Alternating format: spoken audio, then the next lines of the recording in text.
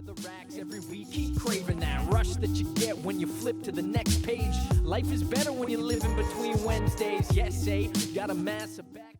What's up, folks? I'm your host, Konrad, on Wednesday Night Reviews, and today I'm joined by Sam Beck, and we're going to talk about a variety of their books, but we're going to focus on verse. So, Sam, thanks for taking the time to come on the show.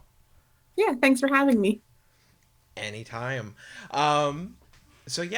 First easy question right off the bat for the folks who have maybe never heard your name, never seen your face. Who is Sam Beck?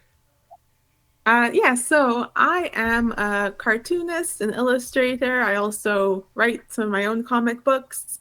Got into this about 6 years ago, and before that I was doing graphic design, but I've always loved drawing and decided to make the jump into full-time comics 5 years ago, and it's been going well since then. Awesome. Congratulations then for being able to do that. I guess over a year period you were able to go into full-time then. Yeah. Incredible.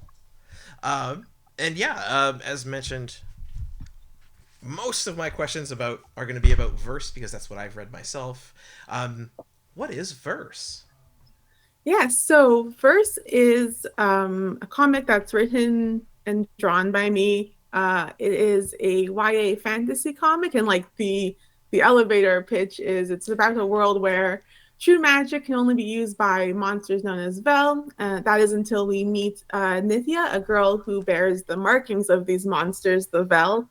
And she can use magic, but she isn't a monster at all. She meets up with Fife, who is training to become a weaponsmith, and they kind of set out together to uncover the mysteries of who she is, why she is, what she is, all of that good stuff. Along the way, they meet like a whole ensemble of diverse characters, mercenaries, ex-soldiers, scholars, and they kind of get like wrapped up in this big mystery around, what's the Vel, what's magic, what's going on in the world. Absolutely, I love it. And I did want to say, one, I don't typically read YA, I don't know exactly why. I think maybe it's the art style. It tends to be softer as compared to, I don't know, normal whatever you want to call that. I don't know what the classification would be. I know what you mean. It's a distinct style compared to like Marvel and DC stuff for sure. Yeah. But one thing that got me was verse 1 is actually I never checked. It's 168 or so pages. The second book, which I've got digitally, is 256, with the side story in the back. I was shocked how quickly I blew through them. So there's a bunch of stuff I want to ask about the creation of them, the characters in the story. But yeah, just to start with, for a YA novel, it was easy to just get pulled in and run with it, which was fantastic. So I guess, just to start with, what inspired verse? Yeah, so I think like YA, like young adults, so to step back, like a lot of comics, and especially that come out of WonderBound, which is who published first in this print edition that you were showing before, is kind of almost more middle grade. So it's like targeting readers who are between the ages of like 7 to 11. And I think verse is like on the furthest end of that. So it's more like maybe 13-year-old. So it's like a bit of an older YA. And like, honestly, when I started it, it was as a webcomic online to read. And like most of the readers were my age anyway, like in my 20s. So it's a bit older than like what it's marketed as in the print edition for sure. But yeah, like I started kind of thinking about verse while I was still at my full-time job like 5 years ago or whatever, because I just like thinking about new characters and worlds. It was like a good way to distract myself when work was kind of boring.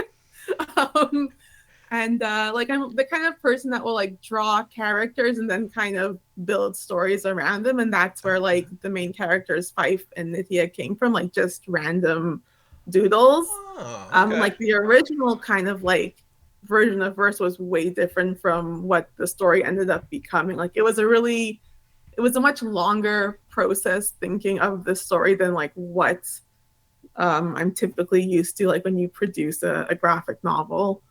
Yeah, I love fantasy. I love video games. I love JRPGs. Like that's all kind of, comes together in verse. Oh yeah, and you know what? Actually, now that you've said it, yeah, I definitely feel that because, like the different characters. Like for me, I don't know why Magdalena. I fell in love with her so fast. Um, Right. but between and I want to make sure I'm saying this right. So it's Nithya. Yeah. So Nithya, Fife, Ophelia, Mags, and even some of the other characters from the camp that everyone will get introduced to in the first book, how they were eclectically like from all over the place. Like you said, Fife wanted to leave home, go to the big city, and learn how to become a weapons Mhm. crafter. Um, Mags, just when we meet her, she's just trying to research magic basically and how the verse works. How they kind of were pushed together and then bonded together. It definitely felt like, well, for me, it almost felt like a Final Fantasy game. Um, Yes. just Yeah, taking exactly. those strands and weaving them together, it was really cool. Um, so I guess we'll start with the characters. When it comes to, I guess Fife, I'll start with Fife because we meet him first. Fife is the opposite of like your standard fantasy hero. Mhm. The hero's tale. Usually they're learning how to do something, typically fighting. They meet an obstacle, it beats them down. They train back and they come back stronger, faster, whatever, and they beat the monster. Um, Fife's story is definitely not like that. Fife does not want to, of his own self admission, be a big hero. What inspired that difference? Yeah, so I'm happy that I brought up RPGs and stuff. So like playing Final Fantasy as a kid, like since I was like super little, like a lot of the protagonists are mostly male, like in a lot of these like older games from the 90s. They're gonna be like the big hero. They want to do these big things, and like they do follow that hero's path. And like in my mind, I'm like, I want to do the opposite. That was the goal with Fife, was like I want his character arc to like not be this typical hero's journey. I want his character to kind of work in tandem with Nithya. So like his kind of struggles are much more internal, which like you don't see in a lot of these like traditional like I don't know, boy protagonist heroes, I'll call Yeah, them. yeah. Like he has, a past that's hard. Like it's not spoilers, I guess, if you if you want to read the book. His brother dies because of one of these these monsters, and he's really traumatized by this. And I wanted his arc to be like overcoming this fear and this trauma from his past, and like how it people around him help him, but really it's like a very personal journey for him. He's like a super anxious character. He's scared of everything, and like I really relate to him as a character. Like out of everyone, like how he is in book one, like I relate to the hardest because I'm a super anxious person. Like everything is terrifying. Talking to people is scary, and like that's how he acts in this book. And like I just wanted that to be his whole deal. Yeah. Yeah, I must say, mission accomplished. Um, one of the things that I think set him apart from classic like hero characters in fantasy from the 90s, 2000s, heck even now, um, was like instead of them just getting angry and charging headlong at an enemy with a sword or whatever, Fife has all of these moments, and you've written them beautifully. And as I've understood, so everyone listening, actually for context here, you are the creator of verse, so you have written and drawn this book. Yeah. So you've written and illustrated or drawn beautifully a lot of these moments that you get with Fife, where he pauses, he has that anxious uncertainty, he's highly self-reflective, maybe under the edge of rumination and it not being Yeah. great for him to do, but he's doing it. And I think that humanized Fife so much. So kudos, like, 'cause it's fantastic.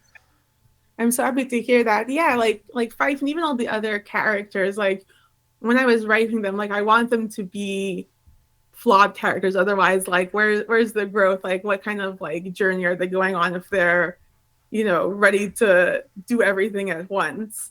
I think like on the flip side, like Nithya, you're kind of introduced to her where like she really wants to like do a lot of things, but there's a lot of setbacks for her. So like she takes on a much more like traditional protagonist role, I feel, but has like these obstacles of like not being in control of her own destiny, basically. And that's kind of her journey throughout the series, is learning to find that autonomy that like traditional heroes do end up having. Yeah, what I liked about her journey as well is, again, you did it in a different way. Like, again, minor spoiler, so if anyone picks up book one either digitally or physically, I recommend physically, but we'll touch on that, you and I, Sam, later. Within the first, well, that much of the book, because that's the first page I've seen her, we meet her, and right off the bat, she's sort of fish out of water, disoriented because of how she's appeared to Fife. And she continually, because of the way she looks, where she's appearing to be the Vel, so a lot of people on site would just try and kill her. She's trapped in this series of hurry up and wait, I find, where, Fife is like, well, come with me and we'll figure something out. And then, when they interact with the people that they meet, they're like, oh, we're going to arrest you, but you're not really under arrest, but come with us, we'll figure it out. And that's kind of her journey, where she gets this self-discovery through other characters like Mags, and just how she's relating to people. But she's definitely, it feels like a lot of hurry up and wait where she's stuck. And I want to ask sort of what, as opposed to like a classic hero where they would, have a training montage and they would go and fight the dragon and this kind of stuff, her way of getting that autonomy is a lot different. What inspired that? Was there something, some experience you had that made you feel that way? Was it just you wanted to approach the story arc differently? How did that happen?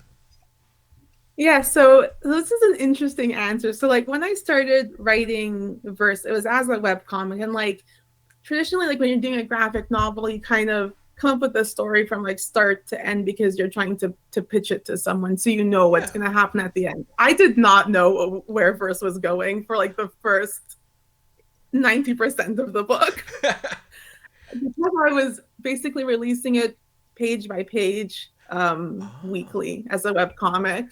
So it was really like building the railway track, like as the train as the train was going. And I think like with Nithya, I kind of started writing it naturally, and then I realized that she didn't have this autonomy. So really, it was like my own fault for writing her this way. And I'm like, well, that's fine. Like, I'm not going to go back and change my story. It's already there. I'm going to actively work on the story to see how she can like gain this autonomy, because like myself as the writer has taken it away from her in like a weird sense. So I'm like working against my past writing to like have her find her journey. And like, I think if I were to have, written this from start to finish, it would be way different than like trying to do it page by page. So like for some more context, book one was all a webcomic. Then it was picked up by book one and like half of book two was a webcomic, and then it was picked up by WonderBound. So the second half of book two, I worked with my editor, Rebecca Taylor, who is awesome. And it gets a lot more concise, and I end up, writing book three like while I'm doing book two. So like half of book two and book three is more concise, at least to me. Like it feels more like a traditional book, whereas the first half of the trilogy was this like weird webcomic space where like I was just starting out as a new writer and new artist. So it was a lot of me learning how to do it, which is, it's an interesting insight. Like I love this book so much, but it's not perfect. I think that's what makes it really fun and interesting. Yeah. You know what? Then and I have a follow-up question now, which is, and I'll tie it back in a minute, but you mentioned, so before doing comics, graphic novels or web comics, you professionally, you work in graphic design, correct? Hmm. Yeah, I'm correct. assuming in your role, there's inherently with art, there's always some level of storytelling. So in a professional capacity, would you say that you do a lot of storytelling? Yeah, I think so. I think like as a graphic designer, the storytelling is more like trying to create a story to convince your client that what you're doing is the right thing. So there's definitely like part of it. The graphic design component with like doing the book is for Versus specifically, I did the lettering and the Oh. original book as a Kickstarter. I did the book design as well. Book two, I have a book designer who did an incredible job. But the Kickstarter one, it's a different cover and like that's designed by me also. So like getting to kind of Oh. do everything in the project, I really enjoy just being a designer. I'm like, I love books. I love designing books. So that's really fun. And it's like nice to get to do the lettering for your comic as well. Because it's like a holistic experience where Yeah. like when I'm laying out the pages and stuff, I end up changing a lot of the dialogue as I'm drawing the page. And I have the Yep. ability to do that because no one is waiting on me for like a final copy. Like I get to decide when it's good Yeah, and done. exactly. Yeah. Yeah. I That's so interesting. And I agree. Like what I have found is that when I've interviewed folks who are doing their first comic or they're doing a Kickstarter where it's totally under their control, um, they've reported sort of the same feeling where they're like, well, because I from layout of pages I get to control everything. If I want to change dialogue, if I want to change how a scene goes, I'm drawing it. I can just resketch it. So I've definitely heard that before when it comes to creating the book. Um, when it comes to my previous question and then asking about your graphic design past, um, I wanted to say it doesn't feel as on the fly as I think you feel it is. Yeah. Because harking back again sort of to like the RPGs and stuff, and any gamers out there, you'll relate to this greatly, especially FF gamers, Final Fantasy.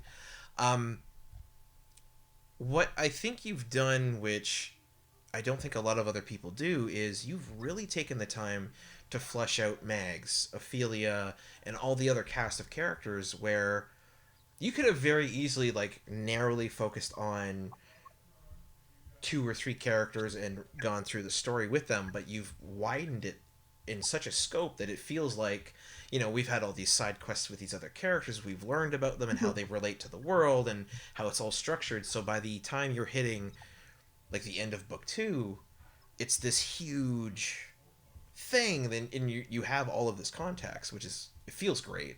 Um, yeah, when it came to laying all that out, especially into book two, when you have um, a little more assistance on the creative end there, what were some of the challenges? Yeah, so I would never consider them challenges. Honestly, getting to work with Tay, my editor, was like the best thing ever because I think book two is so much stronger than book one, which I feel like any creator would say their second book is probably better. But like I really truly think having like a second pair of eyes, and like she's such a huge fan of the work as well. Like Awesome. having someone who's like really on your side and wanting the best story makes it so much more fun to write. And like I would come to her with a script and she'd be like, well, what if you like do this and this? And like it doesn't feel like we're butting heads or anything. It feels very collaborative, and like I love that so much. So book Good. three is like both of us together doing like from like start to finish. So like I'm really excited for book three to come out because I feel like that's like the best version of verse that you'll get to read. Awesome. No, that's you know what that's fantastic to hear. I'm glad you're happy with your team, um, and that yeah you're so excited for book three, which is exciting for me as someone who will be reading it. Um, I guess important question that we have not yet talked about, which I think everyone needs to know. How can folks get this? So book 1 and book 2, you can kind of go Amazon, anywhere you would buy a graphic novel, you'll find it, Indigo, whatever bookstores. If you go to my website, sambeck.ca, I have links everywhere as well. So, yeah, Perfect. it's very easy to find. That's the beauty of working with a publisher, is I don't have to deal with it. Fantastic. And as both a fan and someone who wants to help get the word out, when is number 3 coming out? Do you have a rough idea? Yeah, so fingers crossed with everything. It should come out, let's say like the fall of 2023, so next year. Production-wise, the book is basically 80% done. So as long as, everything beyond my control goes smoothly, it should be next year at the end of the year. Love it. Yeah. That's fantastic. Then I think what I would want to ask next is, I guess Mags. As like I said, I'm a big fan of the character. I'm so happy to hear that. She is one of my favorite characters to write. Awesome. For the folks out there, the context of Mags, because I feel it won't. My next question won't make sense unless you've either read the book or at least understand. So within the realm of verse, within the world, the Vel can freely use magic, which is terrifying because they're really scary monsters who will happily do untold damage. That's one of them here, right there. And Nithya, who is Vel appearing, can sort of, and I want to make sure I'm understanding this actually, because now that I've got the creator in front of me, Vel, or not the Vel, Nithya literally, as I am understanding it, literally hears the verse. Is that correct? Yeah, so this is me like being like, I wish I had done a more concise job if I could go back. But so the verse is like, if you imagine like a written language, and that's how people like Fife and other characters that aren't Nithya can understand magic. They have to write it out, and it's very limited in what it can do. It might warm a pot of food or keep the wind from like blowing too hard on you, but you're not going to be able to like do any kind of like crazy stuff like make huge fireballs and all of that. The Vel, on the other hand, have like free access to magic, and in the book it's referred to as the song. So like if a verse is a part of a song, then the song is like the whole thing. They can have access to all the magic. And Nithya is in a weird space where throughout the course of book 1 especially, we see that she's able to tap into the song, into like this higher level of magic. And the voices and stuff are weird, but we get more explanation of that, especially in book 3, so I won't spoil anything. Yeah, please don't. Her whole journey into learning or getting control of herself, her situation, and then the verse is awesome to read. So yeah, no spoilers. I want the folks out there to have to read it because they'll enjoy it more that way. So there is the verse. People know of the verse, and like you said, it's a written language, so you could theoretically write a spell, heat a pot, or do many other things. And Mags, she is this eclectic, hyper-focused individual who's basically studying it. That's what she does. So when she meets Nithya, she goes bonkers because, oh my god, someone who can just do it. So who or what series of events maybe inspired Mags? And I'll stop there. Yeah, who or what inspired Mags?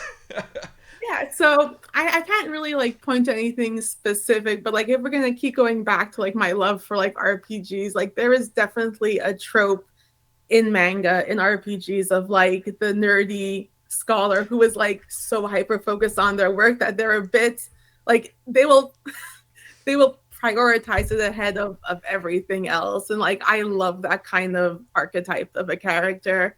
It opens them up to being extremely flawed, really selfish, and like even though they want to be doing the right thing, their work and their like hyperfixation on, you know, finding knowledge really gets in the way of them doing the right thing sometimes, which is definitely the case for Magdalena. Oh Yeah. Oh yeah. Is it ever?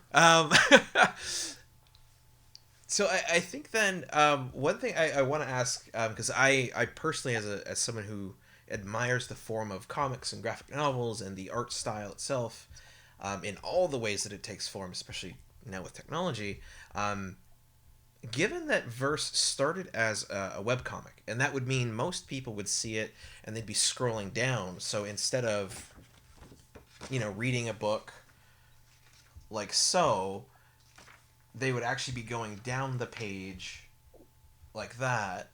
Has, when you were creating, especially because this whole book and half of the first one, or sounds like roughly half, or half of the second one, was designed as a webtoon first.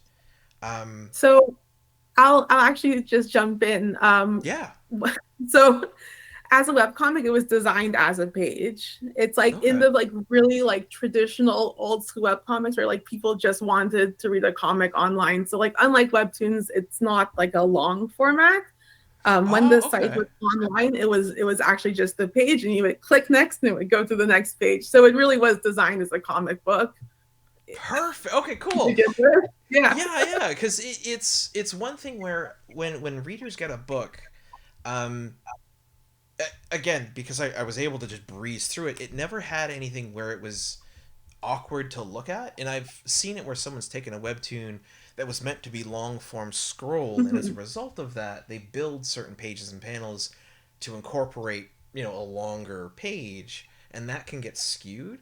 So it's good to know it from the outset. This was, well, not this, but page by page was the intent. Yeah, for sure. Yeah. Then as a graphic designer, I have to ask, because you do a lot of really cool stuff with the form of panels, how the story will be able to flow through them then, and leading the eye. With how this book, I guess, started on a page per page basis, maybe you weren't thinking ahead that much about it, but did you just have a lot of fun playing with panels, or did you have sort of, you know, based on what you were showing, you knew going at what you wanted to do? Because you do a lot of creative stuff with your paneling, and I just wanted to ask what sort of kickstarted that. Yeah, so as a graphic designer, I love grids. They're like the best. Grids are awesome. Love having columns and rows because that's how you typeset a book. So with like the first, I would say 30% of book one, I really wanted to do a 9-panel grid layout, like what you would get in Watchmen, I guess, is like the classic example of that. So I really wanted to stick to that, but like you can see it does not stay in 9 panels. No. I ended up creating a different grid. There's more panels, but it is still on a grid, and I really wanted to stick to that. So like when you read through the book, I don't think there's any like diagonal panels, and like when I do kind of like break out of them, it's like for a special occasion. It has to be a really good reason for me to like break out of that grid format and do like a full page bleed or something. However, like on the flip side, having a grid for me almost gives me like more freedom to like really push the boundaries of like how the panels are going to form. Whereas I've done comics where there's no grid, and it actually makes it really hard for me to pace the story. Going into a comic with a grid, I know I have like this amount of real estate, I guess. So it helps my brain kind of lay out the page better to fit like the beats of the story. Yeah, it's kind of like the whole idea behind creatively, if there's no limits, you get the problem of choice, whereas when you give yourself a little bit of a limit, you can then flow. And if that's the grid for you, fantastic. Yeah, exactly. I also wanted to mention that I believe it was on page 112 of the second book. There's a few occasions that I noticed and it caught my attention where you actually did break it, where you would lead from panel to panel, like out, like the object itself, the focus of the panel would jump outside of it. And I'm not finding it now. Curses. Oh, there it is. So I will have it come up on screen for the folks at home, but for you and I on page 112. Awesome, Konrad, for remembering. There is a shot of Fife. So this is the first quarter of the second, or first half of the second book, where Fife is sat around a campfire at the bottom of the page. So you'd actually read this last, but the fire streams up and then it shoots up in the panel above it, and it's like a firecracker that another character shot off. Okay, perfect. Yes, I know what you're talking about. I'm like, oh, thank goodness you described it, because I don't know what that page is. Again, the beauty is, well, I've described it well enough for you to recognize it. Yeah, I'll have a visual. What I liked so much about it and wanted to ask, because it's a unique way to lead the eye, because traditionally, right, you've got your grid and it's 6 panels. They're long panels, but they're 6 panels. And you would traditionally want to lead the eye like this to read those 6. But because of how the firecracker streams, interestingly, it pulls your eye down. And at the same time, what I thought thematically was cool, and I wanted to ask about this page specifically, was in the first row, it ends with 2 characters basically hiding, disappearing. And then we cut down to Fife. So, with how you've drawn that, with your eye wanting to do this and actually ignore the 2 characters, it literally hides them from your own vision. Was this like a big master plan? Did that just happen to work out really well? How did that page come together? Because it's gorgeous to look at. Thank you. I love your interpretation of it, like them being hidden. That was not the intention, but there is an intention to having the panels connect. There's a couple of pages in book 2, so Fife and Nithya, our main characters, kind of get separated in book 2 for quite a while because of circumstances. So there's a lot of like back and forth between the characters, and every time I wanted to bridge them together, I tried to create like a harmony between the panels, so that like that bridge of them jumping from one character to another felt like they were still connected in a way. So like that firecracker is one way.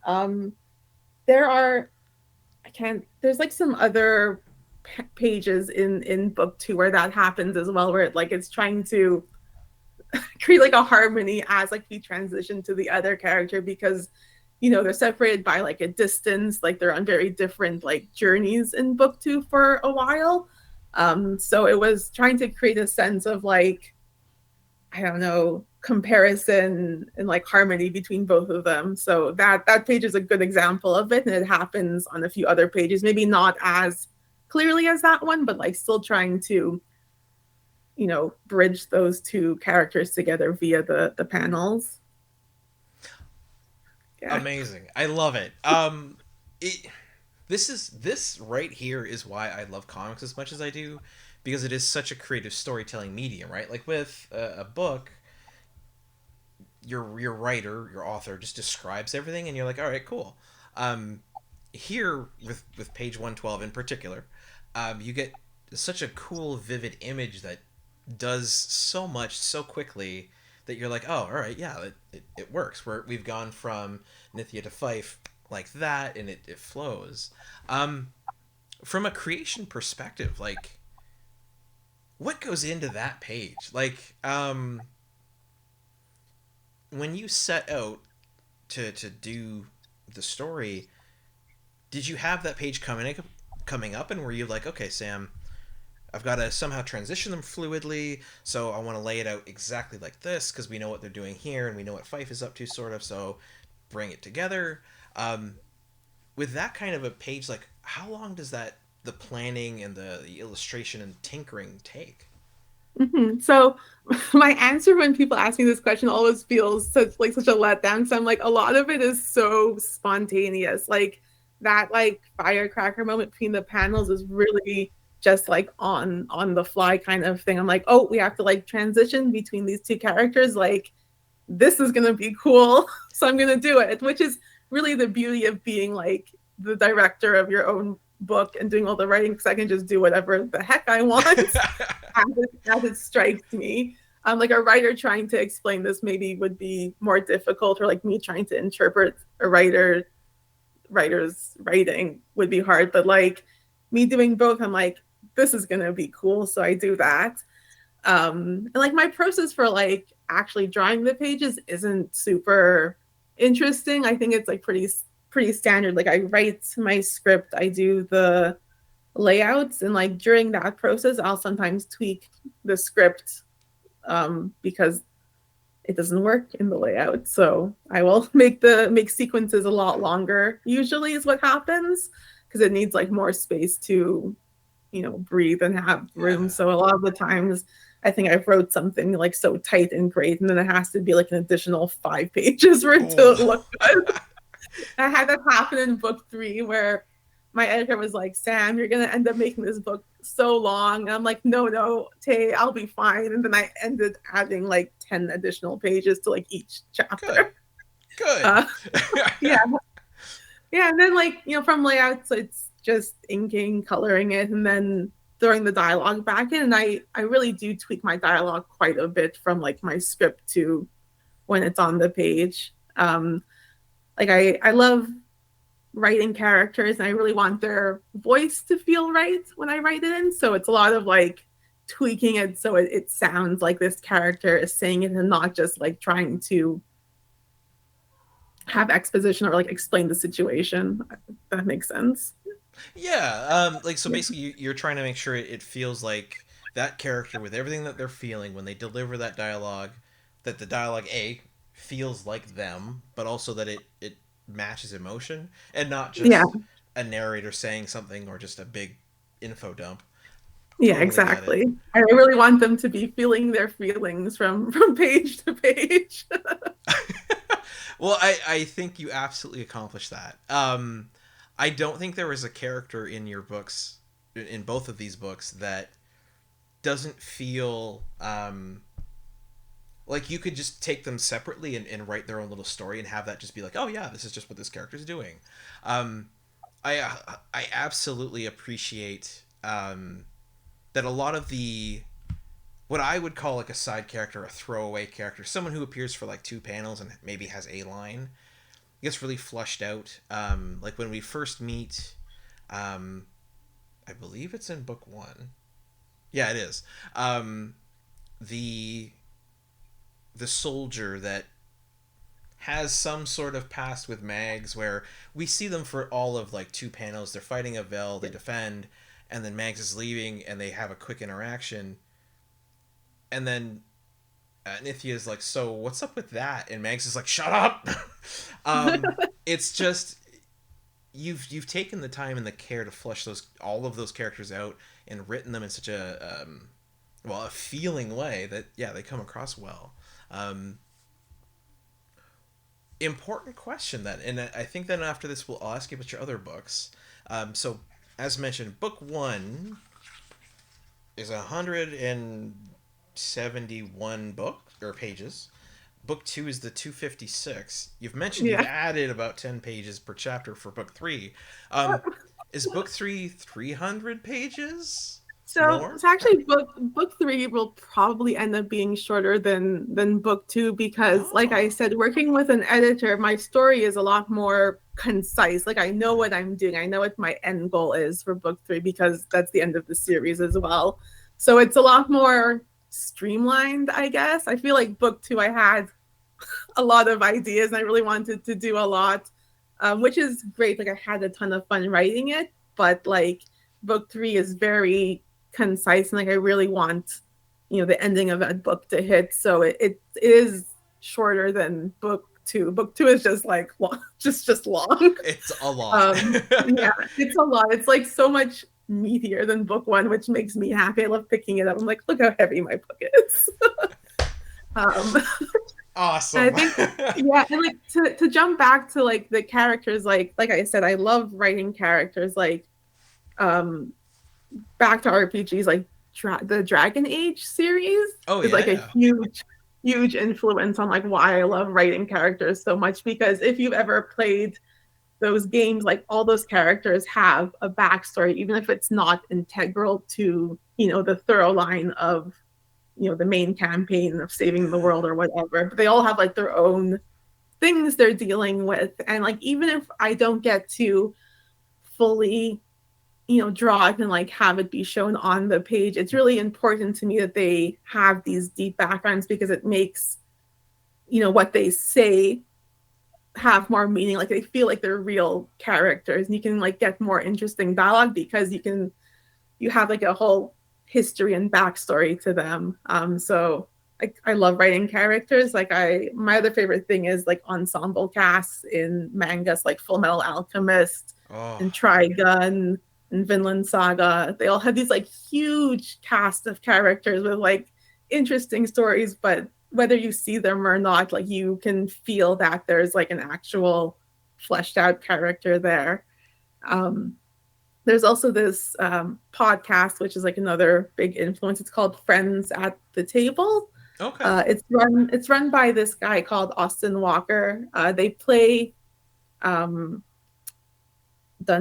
Dungeons and Dragons, but like a variation of that game, and like they're really into world building and creating stories. And one of the things that's drilled into my head just from listening to this podcast is every character, no matter how small, needs a name.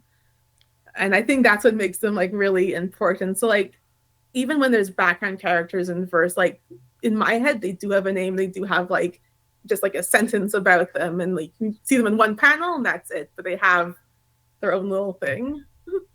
Yeah, you know what? That's one thing where as someone who takes in a lot of stories, you can definitely feel when that is the case.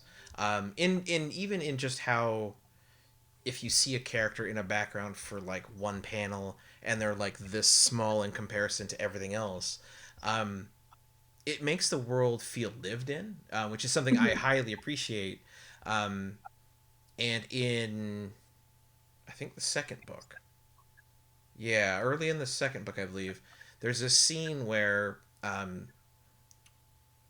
a group of people, for a reason that our folks out there in YouTube land will get the books and read and find out why, but Fife comes into contact with them and they're all chatting about something not so nice that's happened, and you get like you said, one or two bits of dialogue, and a lot of the characters, you're seeing them from like this angle at a table, and the things that they say, the way that they say that, the way that you've lettered it, even you can feel that like, oh, this dude's like a farmer from, up near where Fife is from. This dude's from, a trading village down the way.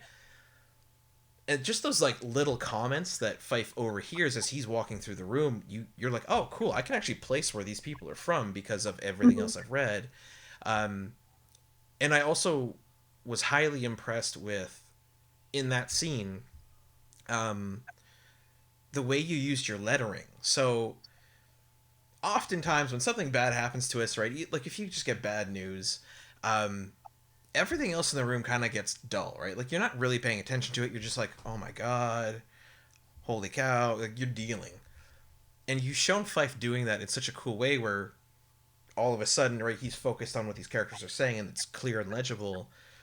And then something hits and he's like, and all of everything except like the key stuff to what he's interested in gets all blurry. So yeah, lettering, it's so cool. For the people out there reading comics going, lettering, it's cool. Like, yes. Lettering is the coolest. Big right? shout outs to letterers. They do an amazing job. It's hard. Yes. They are the unsung heroes because letterers,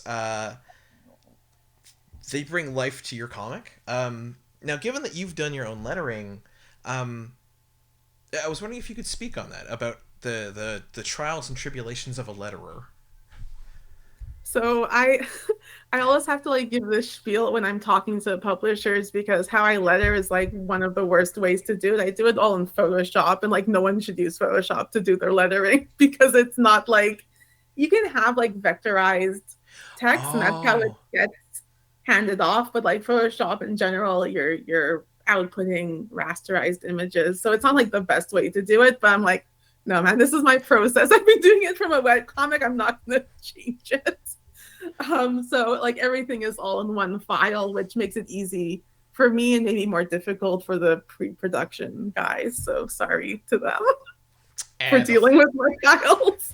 they'll figure it But out. they'll figure it out. They did. It's fine. Yeah, I like lettering. I feel like it's really important, and like when I'm doing my layouts, like I'm also kind of placing where speech bubbles should go because they need to have, space. Obviously, you don't want to cover up like your art and all of that. But like as a composition, you also want it to look good and read in a way that makes sense. So that's like the whole, trick of lettering is like making it look good and like having it read properly. And I think I get better at doing it throughout the course of the books. Book one is shaky. I had to go back and redo a lot of it when I worked with my editor because she has, her editor eyes, knows when something isn't being read correctly.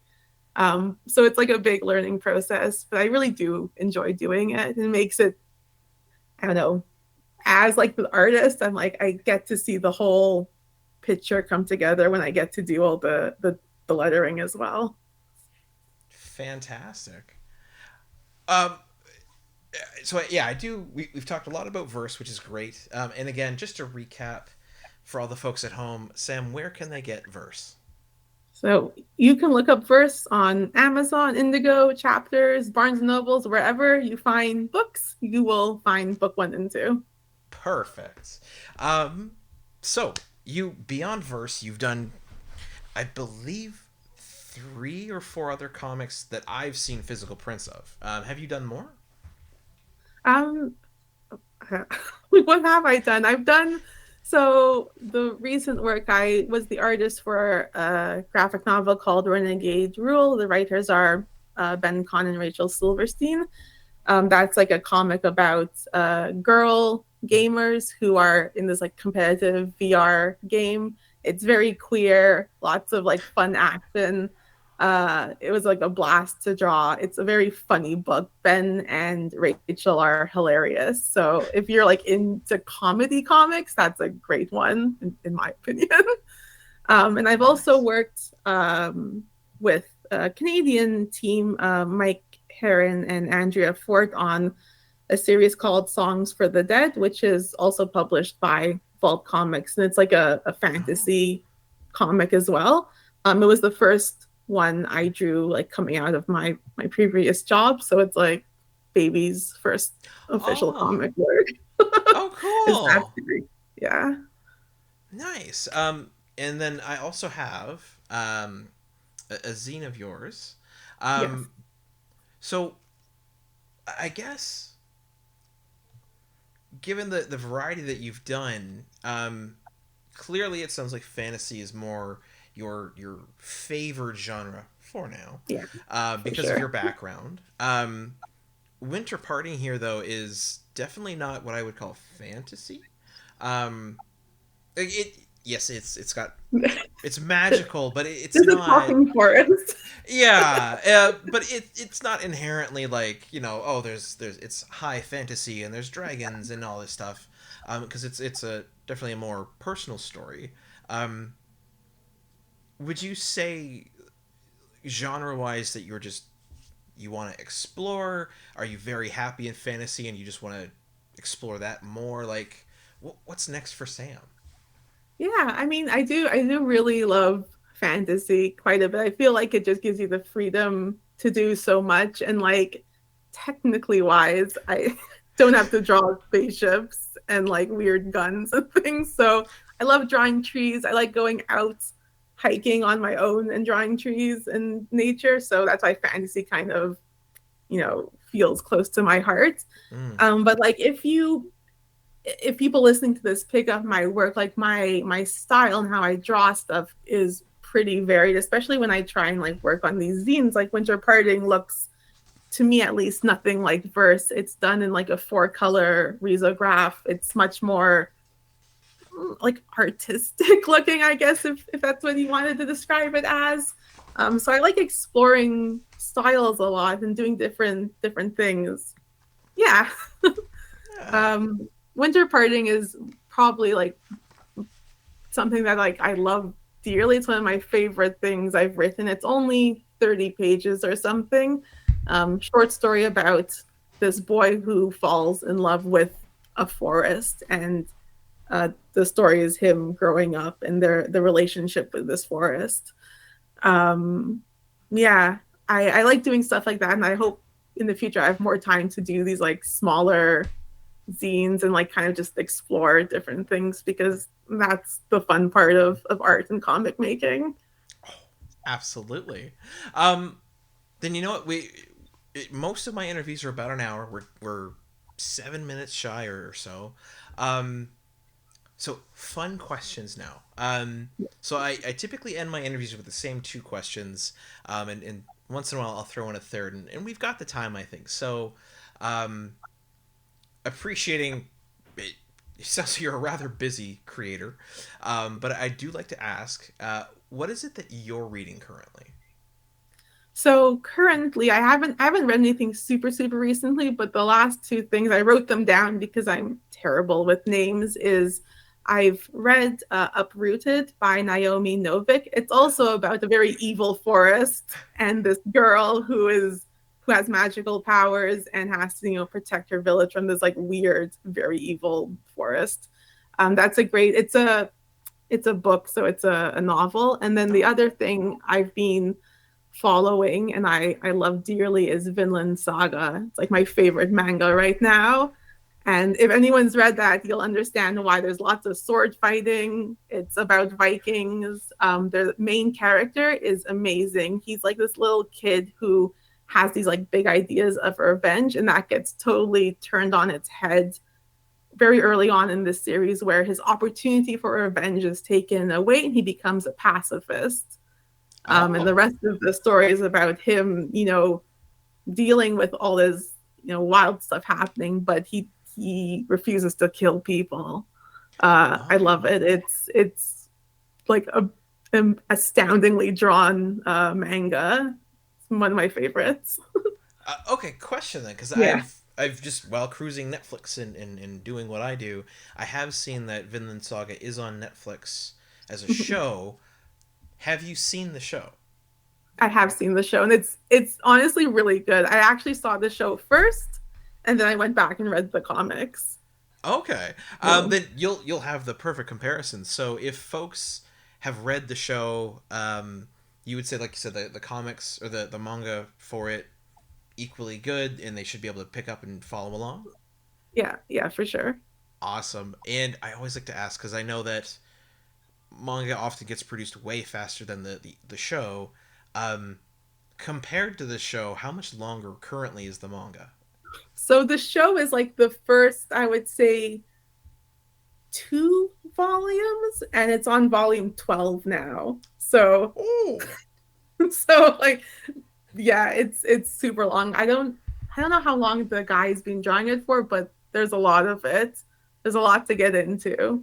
But like manga is really easy to read quickly. Like I breezed through 12 volumes of it over the course of like a couple of weeks. Oh yeah, no, I remember picking up, oh god, it wasn't Berserk, but I've gone through and I've picked up manga like, oh, Vagabond, thank you. The big Vagabond is great. Yeah. Yeah. But I've picked up the big Viz 3-in-1 collections, and yeah, they're unfortunately so easy to just read through. So Vinland Saga, I love it. And one thing I like to ask that often I find people who create comics are in and of themselves, as you said, you love manga, they love comics, manga, games. Generally speaking, we're all kind of nerds. When it comes to your collection, what would you say is the pinnacle piece, the big, this is the thing that if I can't show you my whole collection, this one piece would sort of summarize. And it doesn't have to be a particular book. It could be something that's just special to you. What is that thing for Sam? Oh man, I'm looking at my bookshelf because I have like I have a bad memory when it comes to the names of things. Okay, just like the first thing that comes to mind is actually this book called A Land of Tarot, and it's a totally wordless comic. There is no dialogue in this comic. It's all images, and it's so beautifully drawn. And I would like kind of compare it to the works of Mobius and like the style of it. Okay. And then Mobius is like another artist that the stories are whatever, but like the art is like what's really attractive to me. Like I love just picking it up and looking through it. So yeah, I'll go with those two because it's what I can remember. That works for me. You know what? If that's what comes to mind, though, that means you've held on to it. That means it's special, Yeah. and that's Yeah. what I like. Then yeah, I guess we're on the last question. Often people say it's the hard question. I don't think it is. Sam, what do you want the folks out there to know? Just I don't know, just read comics, support local artists and stuff. Pick up the book. It's like I don't know, a lot of like love and like work goes into comics, and like it feels so great when like I get to talk, to you or to like the other people who are really into the book. Love talking about my book, love talking about the process and everything.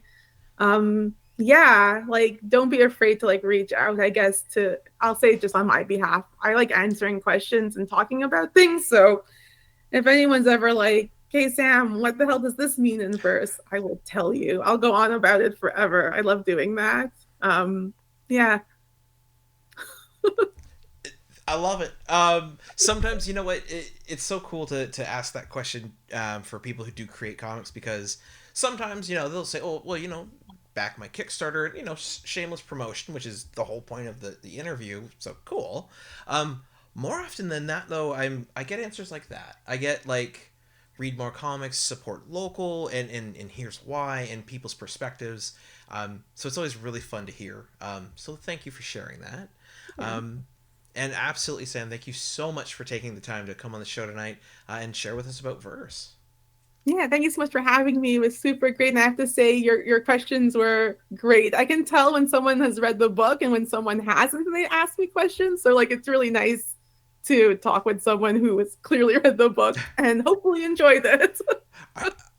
Definitely. I'm excited for fall of next year. So definitely.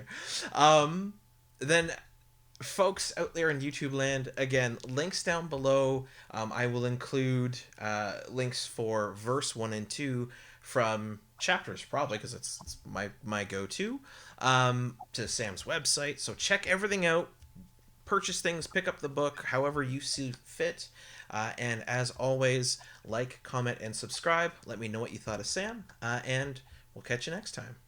Golden age to present, digest to oversize. Never miss new comic day, yeah, no surprise. So where's my no prize? Check the letter columns. Can't find issue 2? Yeah, collector problems, cliffhangers, mysteries, you need answers. When did Batman become Green Lantern? I get it, true believer, not lying. Always up for an awesome summer crossover.